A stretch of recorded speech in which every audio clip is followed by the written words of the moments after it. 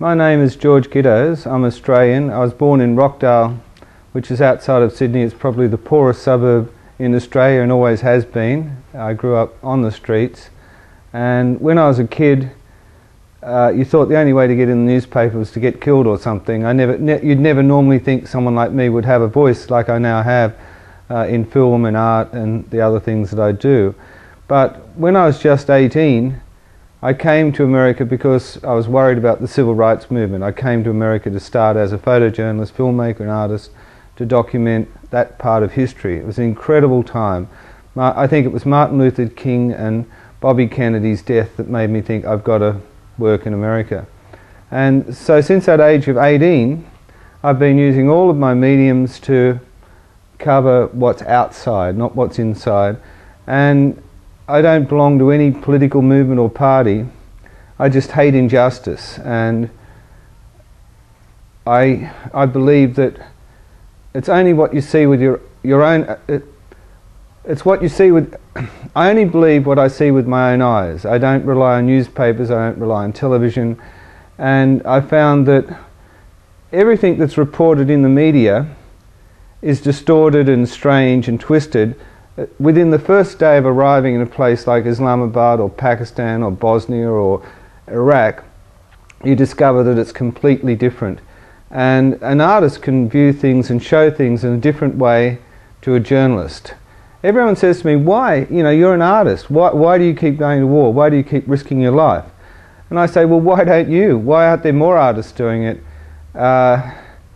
You know, I'm very proud when I'm talking before a whole lot of students who are artists to say, I believe in what I do so much that I'm happy to risk my life to do it.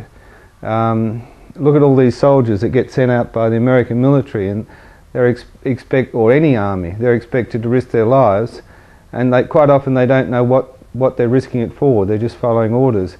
In my case, I put myself there, and that makes it very hard because, for example, I'll be in Baghdad and I'll read about shock and awe that Americans are going to bomb this city, as they say, back to the Stone Age, and any minute I could get in a car or on a plane and leave and be safe.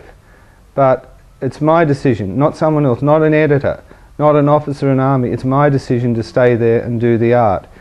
And people wonder, how do I do film, photography, painting, all the things that I do? But for me it's all the same. I'll be out filming in the day, and then there'll be things that affect me internally that I can't express with what's on a camera, because a camera is just a mechanical thing made in Japan. It's a tool. So I come back and I write and I do my drawings, and they're from my heart. That's the way I felt. That's how it is to be in these situations. And so really my work defines the limits of what you can do with film. And so when you can't achieve what you want to say with film, you move over to writing or drawing or painting, and you know, the limits once again of the painting, all these mediums. But by doing them all, I feel that I'm kind of almost covering it. I'm getting it.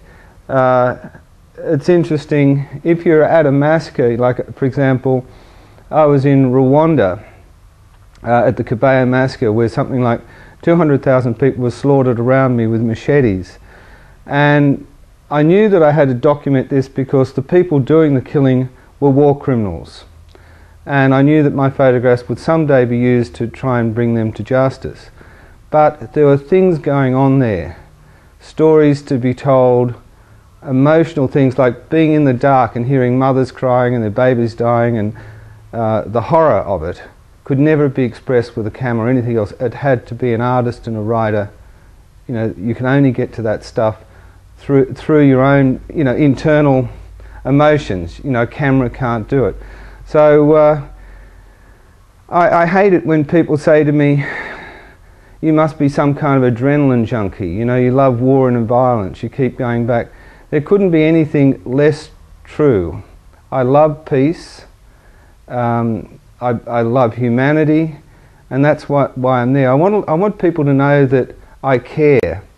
Now, if you look at my film Miscreants, there's a moment where I've gone into a mosque and there's an old man and he's had 3 members of his family killed, and he thinks that I'm BBC, that I'm a BBC cameraman. The truth is the BBC would never send anyone there. It's too dangerous and not a big enough story. But for me, it didn't matter if that film never got seen. I hugged the man, I kissed him, and I let him tell his story. I became a platform for him to tell his story. And he went away, he'd lost his family, but at least he felt someone in the world cared.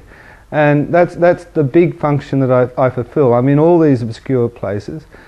And what I do is so dangerous that I would never take a crew, I'd never take anyone with me. I have to go alone. I take my cameras, my equipment, my book. And I've developed this wonderful appreciation for the goodness of humanity in general. So even though I might be in a place where armies are killing each other, I find in those places people are very tender, very caring, very loving, and they look after you. So by going on my own and putting the trust in them that they'll keep me alive, that's why I'm still here. I'm not here because I'm John Wayne and I'm bulletproof or something. I'm here because everywhere I go there are good people who look after me and care, and they want my story to be told.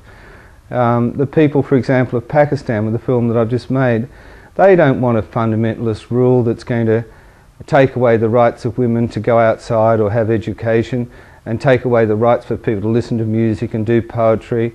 And so, but they also want the world to know that Pakistanis and people of the tribal belt are good people. You know, they want their story to be told, and they want the world to realise that they're not all like the Taliban, they're not all like these extremists. So I think that was a very, very dangerous film to make, but in a way it wasn't dangerous for me because there were so many people who took me under their protection. There are times in the film where you'll see me almost getting killed. Someone will be pulling a gun on me and pointing it at my head and about to pull the trigger.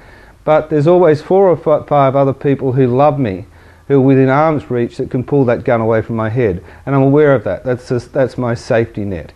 And I really kind of throw myself into that world knowing that people will look after me, that I'll be looked after. Well, it's in all the places I go, my wife says that I'm like water going down a mountain. I always find the quickest route to danger. And I'm there where the heads are coming off. If you see my photographs, they're not something taken with a telephoto lens, they're taken with a wide-angle lens as it's happening, and I'm risking my life every minute. For example, in GITTOES in Rwanda, when an army came down and started slaughtering people who were sheltering at a church, the commanding officer said to me, "If you even think of taking a photograph, I'll kill you." And I took 7,000 photographs. And I was injured, it was hard, you know, it was very, very hard. My life was threatened over and over again, and as well as that, I was saving people. I collected 120 babies and got them off to an orphanage and saved them from being slaughtered.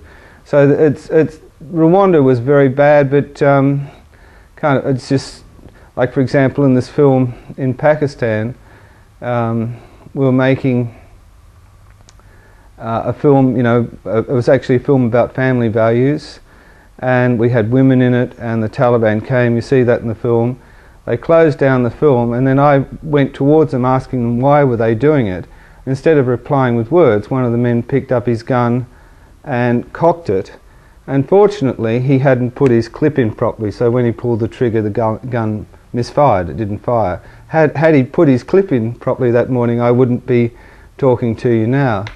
It's the job of people like me to not be frightened and to push things to the edge and be prepared to talk to people. Like for example, Nazib, who's one of the main supporters of the Taliban and believes that there shouldn't be film or rights for women and these kinds of things. I went out to Deer Province to interview him for the film, and before we started, he started saying this film is not going to be good for us. And I started to think, well, I'm in the room, and now I've got his hospitality, but I took a different route home. You know, I suspected that